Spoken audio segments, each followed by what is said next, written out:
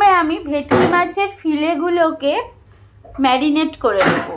প্রথমে আমি ভেটকি মাছের ফিলেটার মধ্যে দিয়ে দিলাম পাতিলেবুর রস,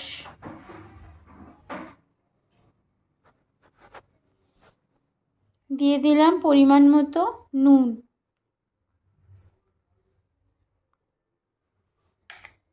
এবং গোলমরিচ গুঁড়ো। এবারে এটাকে ভালো করে মেখে নিয়ে ফ্রিজে 10 থেকে 15 মিনিটের জন্য ম্যারিনেট করব।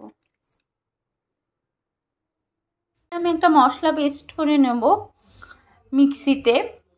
তো মশলাটার জন্য আমি নিয়েছি 2টো মাঝারি সাইজের পেঁয়াজ, 10 কোয়া রসুন, 3টে লঙ্কা, অল্প করে ধনেপাতা এবং অল্প করে আদা।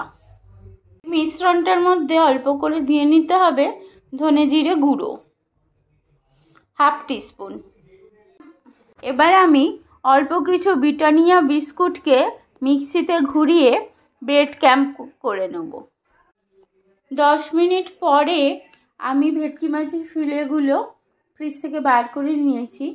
আর পেস্টটাকে একটা থালার মধ্যে নিয়ে তার মধ্যে দিয়ে দিচ্ছি অল্প করে নুন, দিয়ে দিচ্ছি 2 চামচ ময়দা।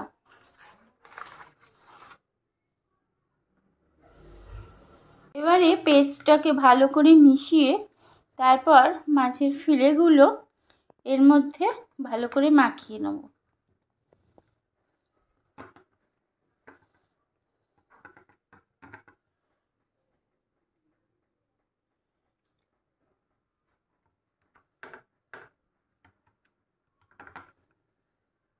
ভেটকি মাছের ফিলেগুলোতে ভালো করে মশলা মাখিয়ে নিয়েছি। এবার এটাকে আমি 8 ঘন্টার জন্য ম্যারিনেট করতে দেবো। এবার আমি 2টো ডিম ফেটিয়ে নিয়েছি, নিয়ে দিয়ে দিচ্ছি তার মধ্যে সামান্য একটু নুন।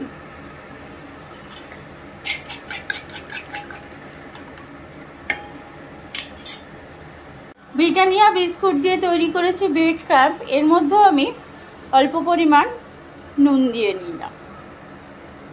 এবার আমি 2টো ডিম ফেটিয়ে নিয়েছি আর এদিকে নিয়েছি ব্রেড ক্রাম্ব, দুটোর মধ্যে আমি অল্প পরিমাণে নুন মিশিয়ে নিয়েছি। এবার ভেটকি মাছের ফিলেগুলো এগুলোর মধ্যে ডুবিয়ে ডুবিয়ে রাখবো।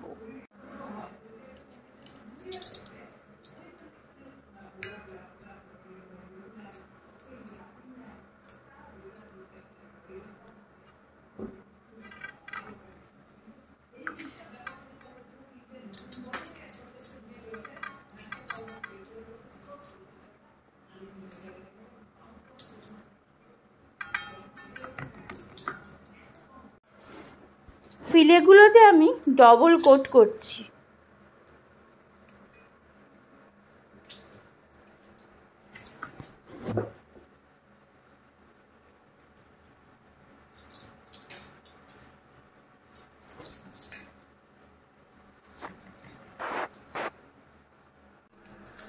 এবার এটাকে ভাজবো।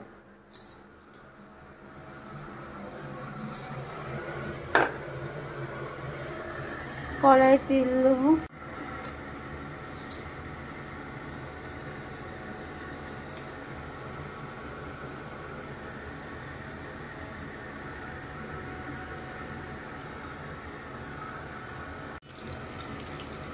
বন্ধুরা ফিশ কাটলেট, ভেটকি মাছের কাটলেট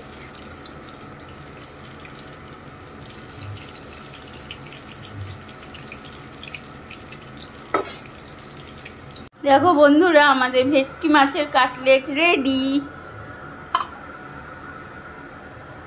দেখো তো বন্ধুরা, ভেটকি মাছের কাটলেট একটু সস দিয়ে কেমন হয়েছে তোমরা কমেন্টের মাধ্যমে জানিও।